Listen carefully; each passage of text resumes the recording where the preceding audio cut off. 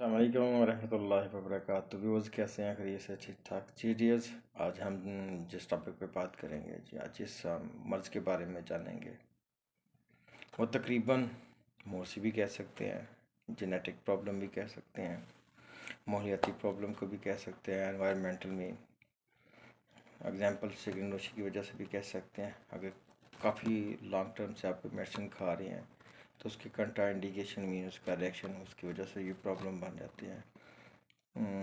जी वो है जी अस्थमा।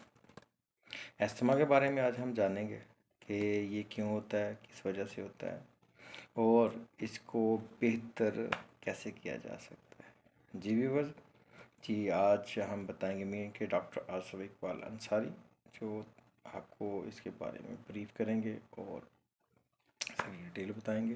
जी चलिए चलते हैं कि जानते हैं तमा क्या है, what is the date problem in the asthma.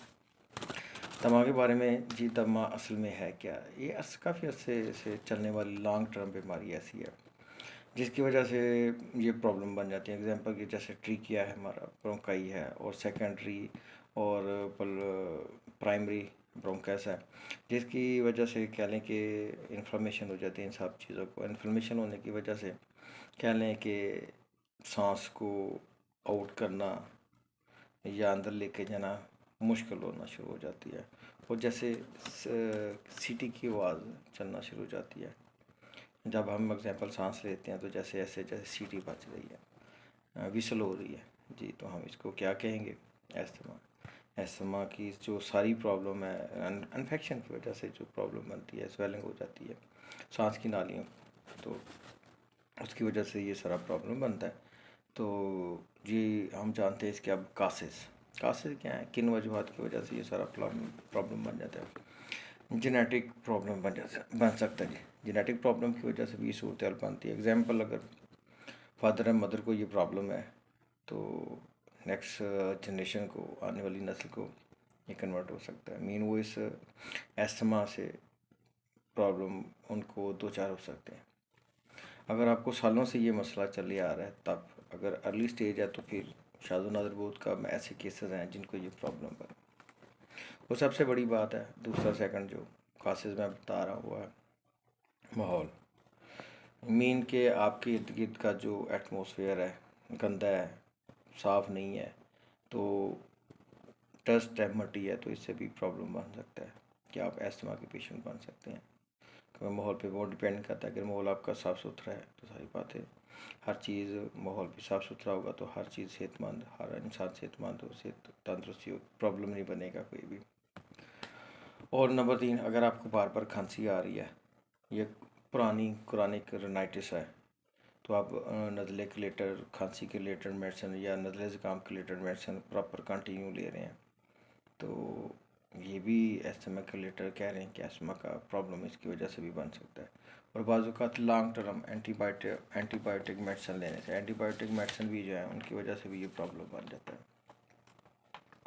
और एंटीबायोटिक लॉन्ग टर्म लेने की वजह से सांस की नालियाँ में सिकड़ाव पैदा हो जाता है। जब सांस की नालियों में सिकड़ाव पैदा होता है तो सांस में सीटियाँ बजनियाँ शुरू हो जाती हैं और सांस लेना और छोड़ना और लेना छोड़ना मुश्किल हो जाता है। जैसे कफ शुरू हो जाएगी और कफ के साथ यानी येलो कलर की कफ शुरू हो जाएगी, जिसमें कह लें कि पस वगैरह आएगी येलो कलर की।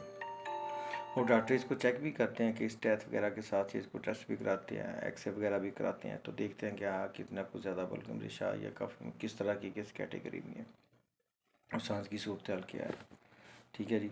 और नेक्स्ट ये सारी डिटेल आपको मैंने बताई कि इनके कासेस क्या थे, और अब आपको मैं चीता चीता मेडिसिन बताऊंगा जो आप इस्तेमाल करके कह लें कि एस्थमा के रिलेटेड जो मेडिसिन हैं वो इस्तेमाल करेंगे तो अल्हम्दुलिल्लाह इंशाल्लाह इससे आपको 100% कभी इम्कान है कि फ़ायदा मिलेगा।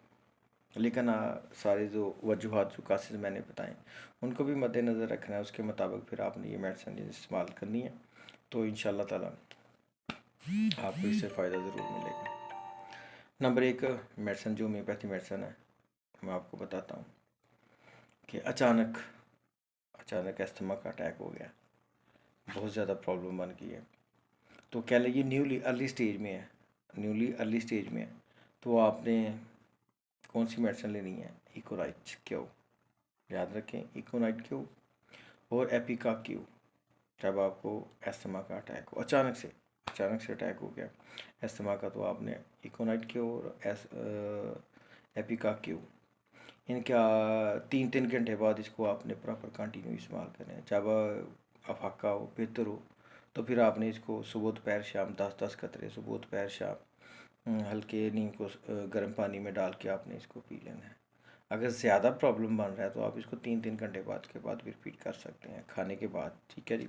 इसके बाद दूसरी मेडिसिन है हमारी रात के किसी भी पहर में एग्जाम्पल स्पेशली 12 बजे के करीब या 12 बजे के राउंड बोर्ड, नाइट रात 12 बजे के राउंड बोर्ड या 12 बजे के इर्द गिर्द कह लें, जब एस्थमा का अटैक हो, तो आप आर्सेनिक एल्बम 30 या 6 EH में आप इस्तेमाल करें, स्पेशली लेट नाइट के करीब जब ये एस्थमा का अटैक हो तो आप इसको इस्तेमाल करें।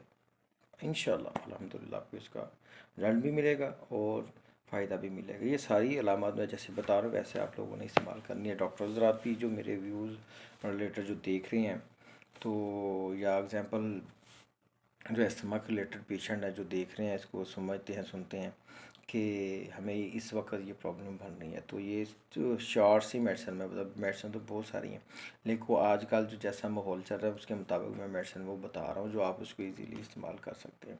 लेकिन स्पेशली कोशिश किया करें कि जितनी भी मेडिसिन बताऊँ अपने करीबी नज़दीकी होम्योपैथ अच्छे डॉक्टर से कंसल्ट करके फिर इस्तेमाल करें जी। आगे हम चलते हैं।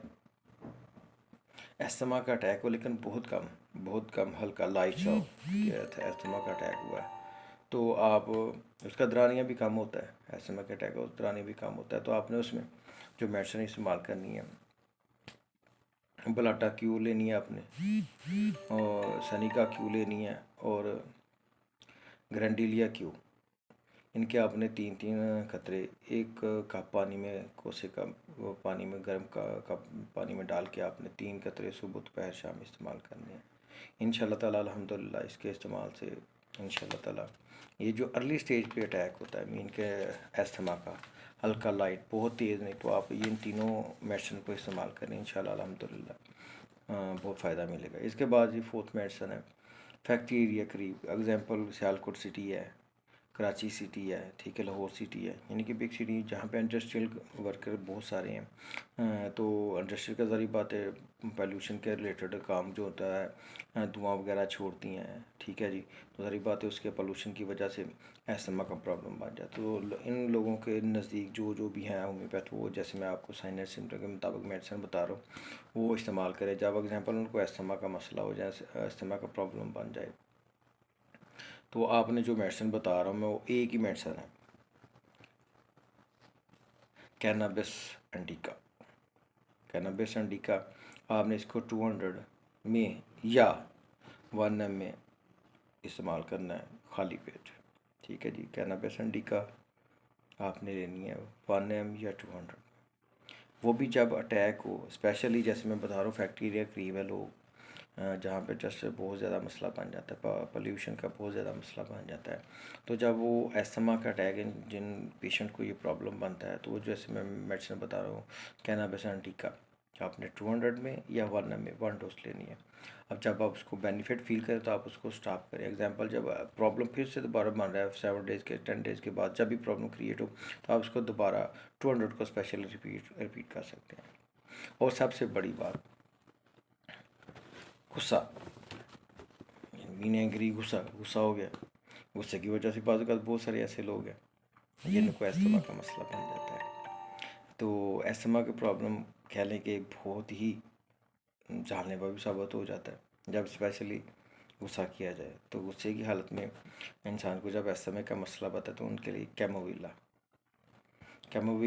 200 और 1 ml, इन दोनों में से आपने कोई भी ऐसी एक चूज़ पोटेंसी करनी है। एग्जांपल बहुत ही प्रॉब्लम बन गया है सीवियर किस्म का, तो आप उसको 1 ml में कन्वर्ट कर लें, अदरवाइज़ 200 में आप ले लें, तो इंशाल्लाह अल्हम्दुलिल्लाह बेहतरीन। और स्पेशली लास्ट में आखिरी मेडिसिन मैं आपको जो बता रहा हूँ स्मोकर हज़रात के लिए, जो सिगरेट नोशी करते हैं। सारी बात है, सिगरेट भी लंग्स को बहुत ज़्यादा नुकसान देती है। तो जो लॉन्ग टर्म लेते हैं एस्थमा की वजह से, उनको एस्थमा का प्रॉब्लम बन जाता है। तो उनके लिए बेहतरीन सलूशन मैं बता रहा हूँ। और बाज़ औक़ात मेंटल स्ट्रेस भी हो, इन पेशेंट को जो स्मोकिंग करते हैं, मेंटल स्ट्रेस की वजह से भी प्रॉब्लम बन सकता है। तो स्मोकिंग वजह से प्रॉब्लम बन सकता है, तो इनके लिए बेहतरीन अग्नेशिया को आपने बोलना नहीं, जो स्पेशली स्मोकिंग करते हैं। अगर उनको एस्थमा का साथ मसला है और ज़हनी डिप्रेशन भी है, स्ट्रेस में रहते हैं, तो उनके लिए बेहतरीन आउट क्लास मेडिसिन, एग्जांपल जैसे मैंने पहले बताया 200 में या 1 एम, कंडीशन पर डिपेंड करता है। जैसे बता रहा हूँ, या बहुत ही सीवियर है या बहुत ही क्रानिक है, पुराना एक्यूट नहीं है, क्रानिक है, तो आप उसको, अगर क्रानिक है तो 1 एम में, अगर अर्ली स्टेज में है तो आप उसको 200 में इस्तेमाल करें इंशाल्लाह ताला। अल्हम्दुलिल्लाह इन सब चीज़ों को इस्तेमाल करने से, जैसे मैंने साइन एंड सिम्टम बताई, इंशाल्लाह अल्हम्दुलिल्लाह जो एस्थमा के रिलेटेड पेशेंट है वो इंशाल्लाह अल्हम्दुलिल्लाह इससे जान छुड़वा सकते हैं। ठीक है जी। जी दोस्तों, ये सारी जो मैंने डिटेल आपको बताई कैसी लगी, अच्छी लगी, जो भी है, जैसे आप इसको फील करते हैं कमेंट्स कीजिए और मेरे चैनल को सब्सक्राइब कीजिए। इजाज़त दीजिए। Doctor Mohammad Asif Iqbal, इंसारी homeopath physician. अस्सलाम वालेकुम व रहमतुल्लाहि व बरकातहू।